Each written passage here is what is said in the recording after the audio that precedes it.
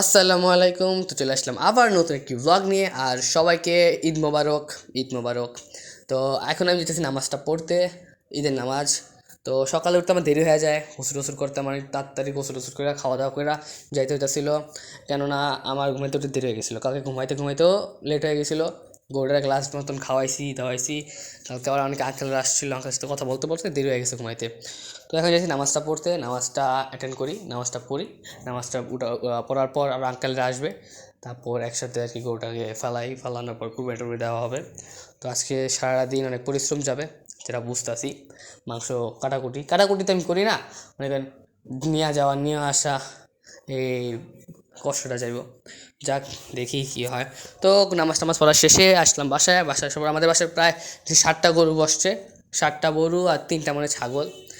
তো তো এবার গরুগুলো একটা একটা বাইরে নিয়ে কাটবে, ভিতরে তো কাটা যাবে না, ভিতরে কাটলে বেশি অবস্থা খারাপ হবে। ভিতরে কাটাকাটি করবে, মানে বাইরে কেটটা ভিতরে আস্তে আস্তে মাংস আনবে আগের বারের মতন। আগের বছরও তো এদিকে কুরবানি দেওয়া হয়েছিল, বাট আগের বার এত কিছু লিফট হয় নাই। আগের বার 4 তলা পর্যন্ত মাংস মাথায় তুলে যেতে হয়েছে, এতটা সহজ হয়নি মাংসটা নিয়ে যাওয়া। এবার তো লিফট আছে, সমস্যা হবে না।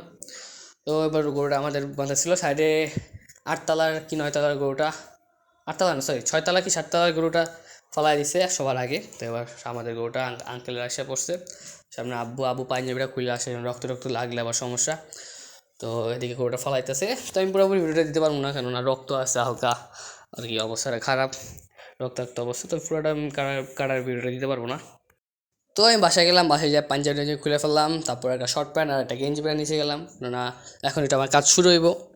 যেন পাঞ্জাবিতে ময়লা টয়লা না লাগে, রান টান ধরা লাগবো, মাংস ধরা লাগবো, হালকা হাতে হাতে কাজ করা লাগবে। তার জন্য ড্রেসটা চেঞ্জ করে আসলাম। তো দেখলাম আমার সাথে মোটামুটি কাটাকাটি অনেক আগে গেছে। এদিকে আমার ছোটো ভাই বসে বসে কাটাকাটি দেখতেছে, কোনো কাজ কাম নাই, সে তো চুপচাপ বসে আছে একটা আঙ্কেলের সাথে। তারপর মোটামুটি কাটাকাটি করার পর তারপর ভাগাভাগি হবে, তারপর আমার কাজ শুরু হবে। এতদিন আমিও ফ্রি আছি, আমিও এখন ভিডিও করতেছি। তো কাজ শুরু হয়ে গেলে তার ভিডিও করতে পারবো না, মাথা করে আমি যেতে হইব 4 তলা। ভাগ্যিস এবার লিফট আছে, আগেরবার তো লিফট ছিল না, আগেরবার 4 তলায় আমার কষ্ট করে নিতে হয়েছে। এবার তো লিফট আছে, লিফট একটু সাহায্য করবো, সমস্যা নাই। এদিকে আরেক তলার মাংস কাটাকাটি হইতেছে, ওইদিকে ছাগলটা এখনও কাটে নাই, ছাগলের ভয়ে আছে। আরেকটা ছাগল ঝুলে রাখছে, আরেকটা ছাগল এখন ছিলে নেই এটা। তো আমি বাসাতে বালটি যা আছে সব নিয়ে যেতেছি, কেন ভাগাভাগি শুরু হয়ে গেছে। যাই, এবার উঠা নামা শুরু। লিফটটা যদি আজকে কারণে যদি কোনোভাবে যাইতো গা, লিফট শেষ, মানে মানুষ শেষ হয়ে যেত গা। আমরা 4 তলা, আমি আব্বু আমার ছোটো ভাই ছিল, হাতাহাতি করে নিয়ে যেতে পারতাম, বাট সেটা 9 তলা 10 তলা সারা তো শেষ হয়ে যেত। মনে করেন কয়টা বালতি, মানে সব বালতি নাকি ভরে রাখতো, অবস্থা খারাপ হয়ে যেত। তারপর কাটাকাটি শেষ হয়ে যায়। এই খাওয়া দাওয়া করার পরে ফ্রেন্ড সার্কেল মিলে একটা মেলায় যাই হালকা পাতলা ঘুরি, তারপর গেমিং জোনে যাই, গেম টেম খেলি। এই আমাদের ঈদ, এই বৃষ্টি পেরে সব কাদা কাদা হয়ে গেছে, কারো কোথাও যেতে ইচ্ছে হইতেছিল না, এই গেম টেম খেলি।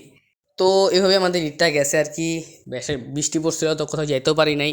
তো আর ঢাকায় আমার ফ্রেন্ড সার্কেল ছিল না, সবাই যার যার গ্রামে গেছে গা। তো আজকের ব্লগটা একটুটুকু ছিল। থ্যাঙ্কস, যদি ভালো লাগে ব্লগটা অবশ্যই লাইক এবং সাবস্ক্রাইব করে দেবেন। আল্লাহ হাফেজ, দেখা হবে নেক্সট ব্লগে। Bye bye.